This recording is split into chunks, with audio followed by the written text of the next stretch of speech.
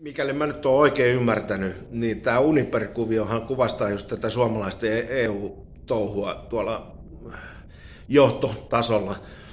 Et suomalaiset osti niinku saksalaisen Uniperin, joka oli vaikeuksissa, ja silloin oli muistaakseni 13 miljardia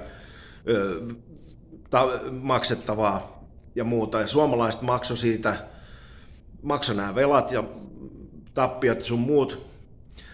8 miljardia muistaakseni oli se loppusumma, mitä suomalaiset sinne maksoi. Sen jälkeen suomalaiset myi sen takaisin saksalaisille vähän yli 500 miljoonalla. Ja nyt vähän aika sitten Uniper ilmoitti, että ne on tehnyt voittoa 6-8 miljardia. Eli sinne pantiin muutama tuhat miljoonaa euroa suomalaisten rahoja, jonka jälkeen se myytiin takaisin saksalaisille pilahintaan, jonka jälkeen se on yksi Saksan tuottavimpia firmoja nyt. Et saksalaiset maksatti laskut meillä ja nyt ne tienaa sillä. Tietenkin, koska niillä ei ole enää mitään velkoja ja muita, koska me maksettiin ne. Et mitä järkeä tässä on?